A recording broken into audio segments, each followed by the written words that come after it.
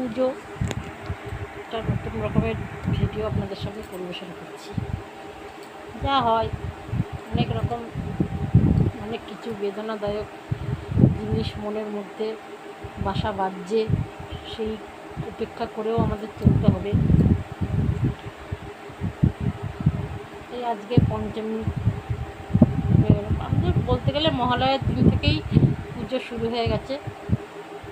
আজকে পঞ্চমী, বেশ একটা সব জায়গায় একটা কিরম যেন নিস্তব্ধ সেরকম। আগে আমরা যেরকম পুজো আনন্দ হতো, পাড়ায় পুজো হলে আমরা সব ছোটোখাটো বাচ্চাগুলো মিলে সবাই মিলে ছুটে গিয়ে পুজোর প্যান্ডেলে বসতাম, প্যান্ডেলে বাস ধরে দোল খেতাম, সব বড়রা গুরুজনরা বকতো, বাড়িতে এসে মাকে নালিশ করতো, মা বাবা এসে আমাদের মারতো।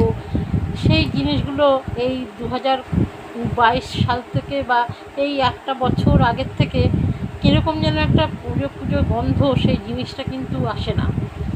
যেমন ওই আমাদের যেরকম একটা গান বাজতো, এখন তো ওই গানটা শুনিই না।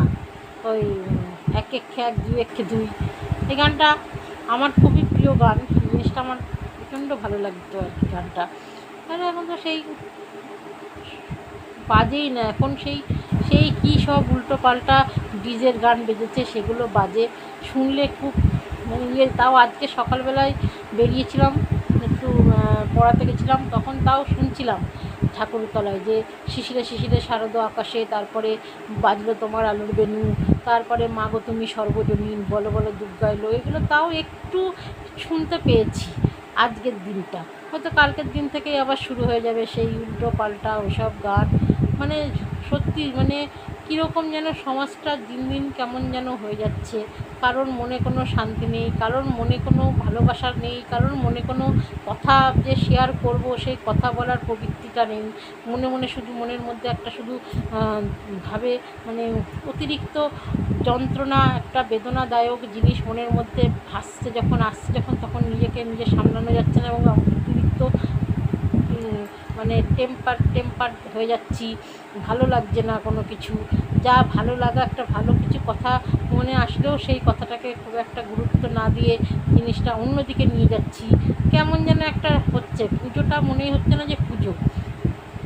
কোনো একটা জায়গায় যখন কানের মধ্যে ভাসছে কোনো গান বা বাজনার আওয়াজ বা কিছু মনে হচ্ছে, তখন মনে হচ্ছে কি যে গিয়ে প্যান্ডেলে গিয়ে সব প্যান্ডেল ভেঙে দিয়ে চলে আসে। কেন জানি না বন্ধুরা, এই জিনিসটা আমাদের মধ্যে কেন আমার মনে হচ্ছে, তো এখনকার যুগে যেসব বাড়িতে যাচ্ছি সবারই এই একই জিনিসটাই মনের মধ্যে বাসা বাঁধছে। কেউ বলছে না যে ঠাকুর দেখতে যাব, একটা আনন্দ, নতুন জামাকাপড়, সব নতুন জামাকাপড় যারা আসছে, মানে কি একটা কিনতে যাওয়ারই আমাদের কি আনন্দ ছিল, নতুন জামা কিনবো, জামা পরবো। এখন মানে লোককে দিতে যাচ্ছি তখন অতটা কষ্ট লাগছে না, কিনে দিচ্ছি, কিন্তু নিজে যেই কিনতে যাবো তখন যেন একটা মনের মধ্যে কেমন একটা যেন অন্য কিছু একটা গ্রাস করছে। কেন যে এই জিনিসটা এই পুজোর মধ্যে এই 2022 থেকে শুরু হয়েছে, এই জিনিসটা কেন যে মনের মধ্যে হচ্ছে জানি না বন্ধুরা। মানে অতিরিক্ত টেনশন নিয়ে কাজ করতে হচ্ছে আমাদের, রীতিমতন প্রতিটা মুহূর্তের লড়াইয়ে আমাদের এই জিনিসটা নিয়ে চলতে হচ্ছে যে কী হবে, কী করব। কেউ কারোর বাড়িতে এমন একটা দুর্ঘটনা বা ঘটনা ঘটছে, ব্যাপার ঘটছে, জিনিসটা সত্যি কেমন একটা যেন। এই কালকে আমার বোনের বাচ্চাটা কত সুন্দর ঠাকুর ভালোবাসে।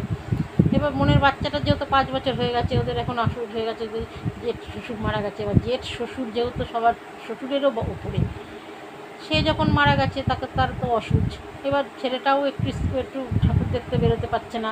মনের মধ্যে কী চলছে, সব কিছু নিয়েই কেমন যেন একটা নিস্তব্ধতা গ্রাস করছে। এবার এই জিনিসটা কি সবার মধ্যে হচ্ছে নাকি আমাদের মধ্যে হচ্ছে কিছু বুঝতে পারছি না। হ্যাঁ, বাড়ি থেকে বেরোতে ইচ্ছা করে না, মনে হয় বাড়ির মধ্যেই বসে থাকি। আবার বাড়িটার মধ্যে আসলেও একটা অন্যরকম উল্টোপাল্টা চিন্তা মনের মধ্যে গ্রাস করছে, তাই জন্য বাড়িতেও ঠিকঠাক শান্তি পাচ্ছি না। কী করব সত্যি বন্ধুরা, কিছু বুঝতে পারছি না। এই পুজোটা যে কীভাবে কাটাবো সেটাও মনের মধ্যে সবসময় একটা বাজে কুচিন্তা, কল্পনা মনের মধ্যে আসছে। তা জিনিসটা এরকম হচ্ছে বলে সবার সঙ্গে একটু শেয়ার করলাম। যদি ভালো লাগে বন্ধুরা একটু কমেন্টে জানাবেন। এই কামনা করে শেষ করছি। সবাই ভালো থাকুন, সুস্থ থাকুন এই কামনা করি। পুজোটা ভালো করে কাটান এই কামনা করি। আর কি বলবো বলেন, আর তো কিছু বলার নেই মানুষের, এইটাই ছাড়া আর কিছু বলার সুযোগও পাচ্ছি না, বলার ইচ্ছাও জাগছে না। সবাই ভালো থাকবেন, সুস্থ থাকবেন, ধন্যবাদ।